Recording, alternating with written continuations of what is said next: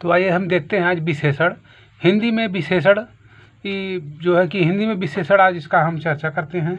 विशेषण क्या होते हैं इसके विषय में हम जानते हैं। आइए देखते हैं। संज्ञा या सर्वनाम की विशेषता बताने वाले शब्द को विशेषण कहते हैं। ठीक है, जो संज्ञा और सर्वनाम की विशेषता बताए वो विशेषण कहलाता है। आइए इसकी परिभाषा देखते हैं। आइए परिभाषा देखते हैं हम। परिभाषा में दिया है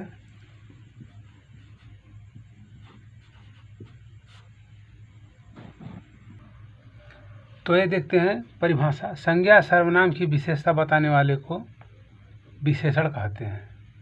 आइए उदाहरण देखते हैं। जैसे तो ये देखते हैं विशेषता बताने संज्ञा सर्वनाम की विशेषता बताने वाले शब्दों को क्या कहते हैं, विशेषण कहते हैं। जैसे वह लंबा है, वह विशेष है और लंबा विशेषण है। ऐसे ही आप सभी में देखेंगे। आइए उदाहरण देखते हैं। तो आइए देखते हैं। लंबा, लड़का लंबा है, वह लंबा है, यह लाल है। तो विशेषण में ये विशेषण क्या बता रहा है, इसका विशेषण बता रहा है कि लंबा लड़का क्या है, लड़का विशेष है और विशेषण उसका, ये लड़का विशेष हो गया। तो आइए देखते हैं। इसमें लड़का विशेष है तथा विशेषण इसकी लंबाई है, नहीं विशेषता इसकी क्या है, लंबाई है। वह लंबा है, वह क्या है, वह विशेष है, लंबा इसकी विशेषता है।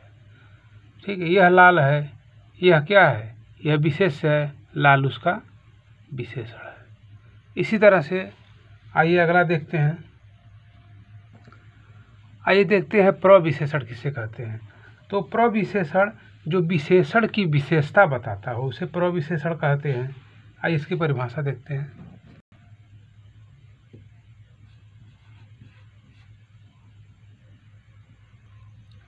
तो आइए देखते हैं। ये प्रविशेषण क्या है, जो विशेषण की विशेषता बताता हो, यानी विशेषण की विशेषता बताता हो प्रविशेषण कहलाता है। तो जैसे दूध बहुत मीठा है, इसमें बहुत जोर जो दिया गया है वही प्रविशेषण है।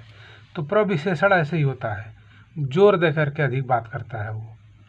जैसे आप निपात पढ़े होंगे, निपात में भी जोर देकर के बात किया जाता है, उसी तरह प्रविशेषण भी है। तो विशेषण की विशेषता बताता है। ठीक है, आगे आइए देखते हैं। विशेषण का प्रयोग हम वाक्य में करते हैं। आइए वाक्य क्या होता है उसको देखते हैं। वाक्य और वाक्य के अंग क्या हैं। वाक्य क्या है, शब्दों के सार्थक मेल को वाक्य कहते हैं। ठीक है, तो ये तो जानते ही हैं, शब्दों के सार्थक मेल को वाक्य कहते हैं। शब्दों के सार्थक मेल को वाक्य कहते हैं। आइए देखते हैं वाक्य दो प्रकार के होते हैं। आइए देखते हैं वाक्य के दो अंग हैं। कौन कौन, एक होता है उद्देश्य, एक होता है विधेय। तो आइए देखते हैं उसके विषय। ये वाक्य के अंग हैं उद्देश्य और विधेय। तो उद्देश्य किसे कहते हैं, आइए देखते हैं। तो देखते हैं उद्देश्य जिसके बारे में कहा जाए। ठीक है, जब हम किसी के बारे में कहते हैं वो उद्देश्य कहलाता है। अब विधेय जो कहा जाए। तो राम सुंदर है, देख लीजिए किसके बारे में कहा जा रहा है, राम के बारे में। तो राम इसमें क्या हो जाएगा, ये राम आपका उद्देश्य हो जाएंगे। ठीक है, ये राम आपके उद्देश्य हो जाएंगे। और विधेय क्या हो जाएगा, सुंदर हो जाएगा, जिसके बारे में, इसकी सुंदरता के बारे में कहा जा रहा है ना। तो यहाँ देख लीजिए ये सुंदर क्या हो जाएंगे, ये सुंदर और विधेय हो जाएंगे और उद्देश्य आपका राम हो जाएंगे। तो देख लीजिए उद्देश्य जिसके बारे में कहा जाए, किसके बारे में, राम सुंदर है, राम के बारे में कहा जाए, राम क्या हो जाएगा, उद्देश्य हो जाएगा। अब विधेय देखिए सुंदर, विधेय सुंदर जो कहा जाए, क्या कहा जाए, सुंदर के बारे में कहा जाए। ठीक है, राम क्या है, सुंदर है, राम उद्देश्य हो गया, विधेय उसका सुंदरता हो गया। तो ऐसे ही वाक्य के दो अंग कहे जाते हैं। एक क्वेश्चन में हमेशा पूछता है वाक्य के कितने अंग होते हैं। तो वाक्य तो 8 प्रकार के, तो लेकिन उसके अंग पूछ रहे हैं 2, उद्देश्य और विधेय। उद्देश्य जिसके बारे में कहा जाए, विधेय जो कहा जाए। ठीक है, आइए आगे देखते हैं। तो आइए देखते हैं विशेषण के 4 भेद हैं। गुणवाचक विशेषण, परिणामवाचक विशेषण, संख्यावाचक विशेषण और सार्वनामिक विशेषण। तो पहले देखते हैं हम गुणवाचक विशेषण के विषय में। तो देख लीजिए गुणवाचक में अच्छा बुरा लाल, यानी बहुत अच्छा है वह बहुत बुरा है, ये तुम्हारा बहुत लाल है, इसकी गुणवत्ता बता रही है। तो गुणवाचक विशेषण कहलाता है। अब परिणामवाचक में देख लीजिए जिसमें 2 लीटर पानी हो, 5 लीटर तेल हो, ऐसे मतलब उसकी गुणवत्ता बताता है। तो ये देखते हैं, जिसकी गुणवत्ता बताता है गुणवाचक कहलाता है। और परिणामवाचक में जैसे 2 लीटर तेल हो गया, 2 लीटर दूध हो गया, 3 मीटर कपड़ा हो गया, 3 मीटर ज़मीन हो गया, कुछ भी हो जाए परिणाम, उसकी परिणाम बताता है, ठीक है, वो क्या कहलाता है? परिणामवाचक। हम आपको पहले बताए थे गुणवाचक में जो अच्छा बुरा जो भी कहेंगे आप उसको, तो गुण में उसकी गुणवत्ता बताएंगे आप, तो गुणवाचक विशेषण कहलाएगा। अब परिणामवाचक में जैसे उसके परिणाम को बताएंगे, 2 लीटर 4 किलो ऐसे बताता नहीं है उसके परिणाम कितना है, तो यही है परिणामवाचक। और संख्यावाचक में उसकी निश्चित संख्या बताती है कि कितना होता है। आइए देखते हैं।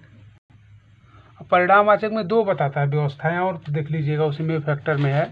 जैसे परिणाम में ये देता है कि निश्चित और अनिश्चित। परिणाम में 2 लीटर हो सकता है या नहीं हो सकता है, थोड़ा जैसे सस्पिशन भी रहता है ना परिणाम में, कि अनुमानित और अनुमानित, यानी अनिश्चित और अनिश्चित परिणाम होता है।